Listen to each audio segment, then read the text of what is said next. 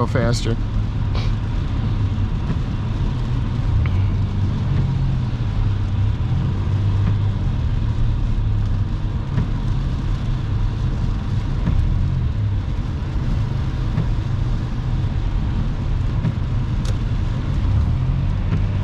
Just got over to the left. Use my blinker and check my blind spot. And then I'm going really easy, just keeping space. I'm also looking at the ground. If you see red lights pop up, that means people are hitting their brakes. So you can't always rely on other people to help you slow down, because they could be on the phone, distracted, tired, and then your reflexes are much slower. We're at about 20. And the speed limit is really 70, but it's raining on an interstate in North America, so this is all you can do.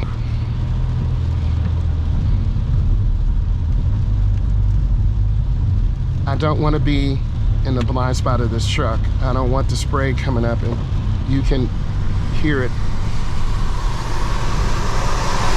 Hear all that water kicking up? Don't want to be by that.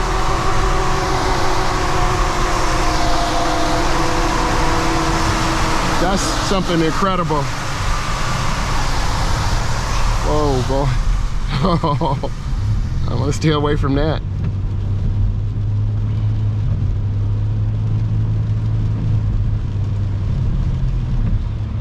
Rain like this either makes drivers really good, consistent, smooth, predictable drivers, or they become reckless and wild, zipping in and out of traffic.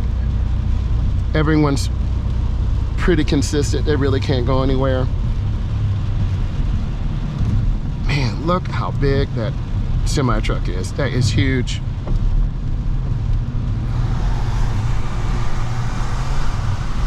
Wow.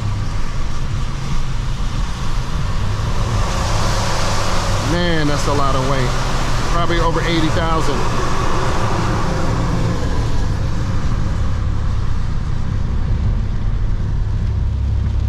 Looks a little clear, but if you hit the gas really hard and go fast and stop, you'll slide.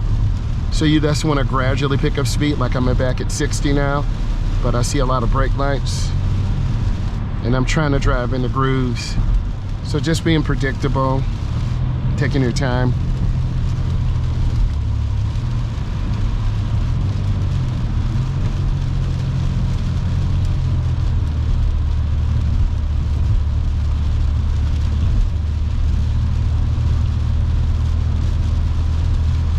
Kind of an open space right now, so people are picking up some, and I'm looking ahead in the lane that I'm in.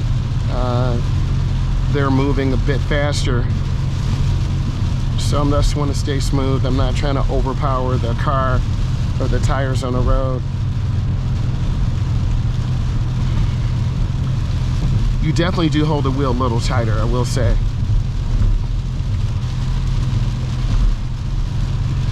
If you hit the standing water to the left, you'll hit the wall. And if you look down at the lines, you'll drift. So I'm trying to go in really easy.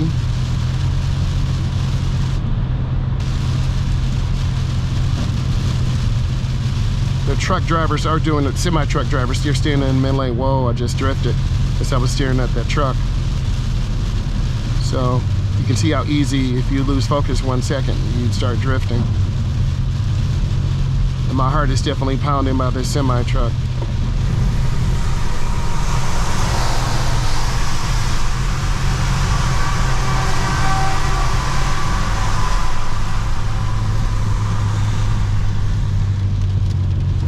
Trying to go easy around the curve.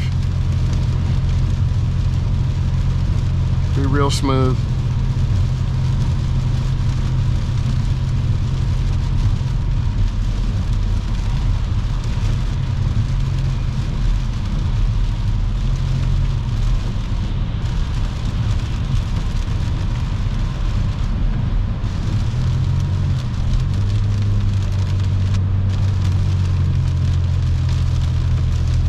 Another semi-truck. I'm not anti-semi-truck, but it challenges you. This is a gasoline tanker truck.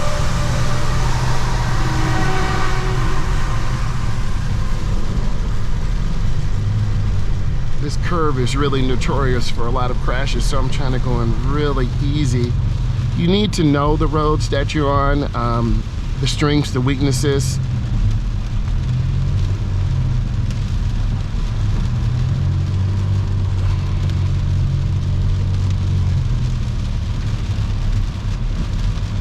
Everyone seems to be pretty predictable. People are definitely driving 10 under minimum. And then you have some other people who are driving much faster.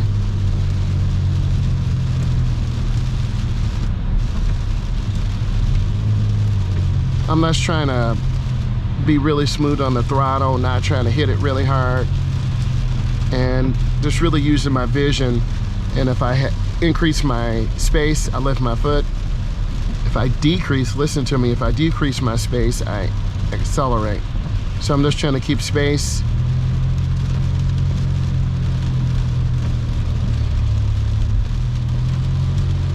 And so far everyone's doing what they need to do.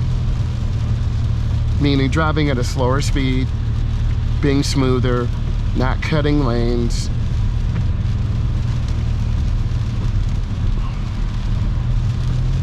But everyone has a different mode of operation. Some people like their blinkers just on and on. Hey, that could be a driver's ed student.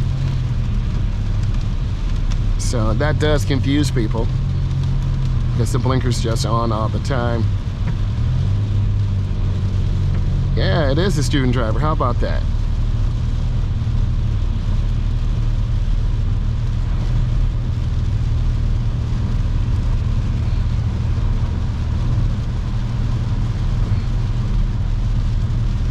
This curve is really sharp too, and it's getting really slick.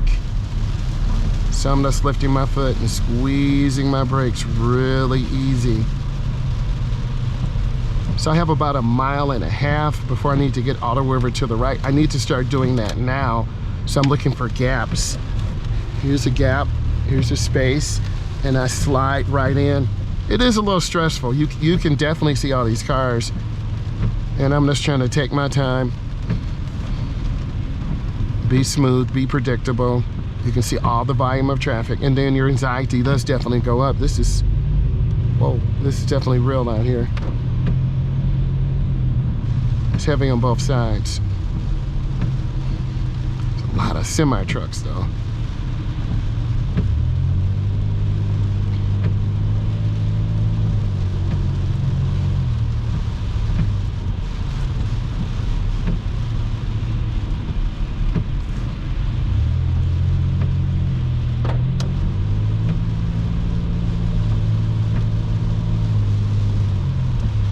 We're at about 40 again, so it varies between 40 and about 64, 68 miles an hour. I have another gap, so I'm just going to go ahead and get over early. And don't wait till the last second to get over, because you might miss your exit, and then you're going to be more aggressive and cut off drivers. Even though it's a little bit slower, it's better to be over early than try to do a dangerous maneuver and cut off cars. I'm squeezing my brake really light. Wear thin sole shoes. That's really important too. They're definitely going to cut me off. Dangerous. So you see for yourself.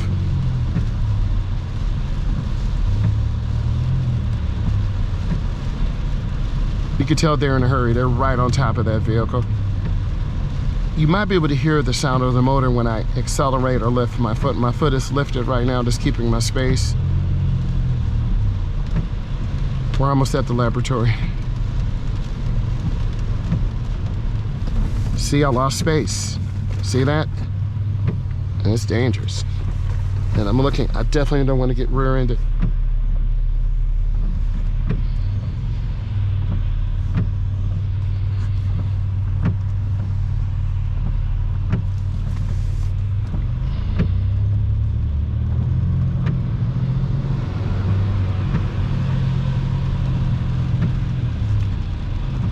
That car cut off that semi-truck. Definitely very dangerous.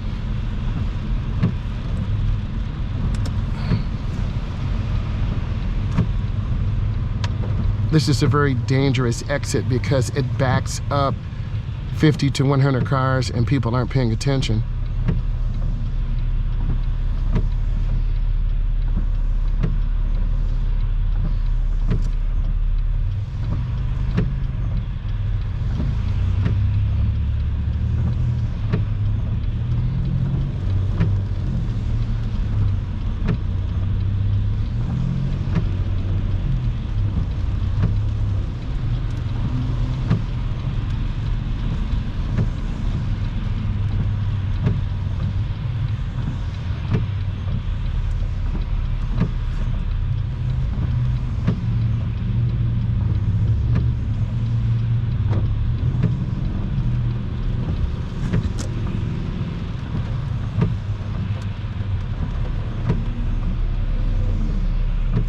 You can hear how fast people are driving. It's pretty normal speed. You also got to learn to listen to the sounds of your car on the road. There's that big semi truck. They're going really easy.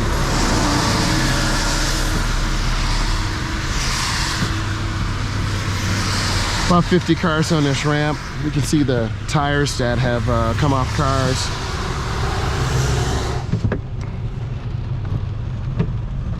We got a guide sign here, green, background white letters. We have a warning sign that tells us there's a light ahead, so you want to start slowing down. We have a regulatory sign to the right.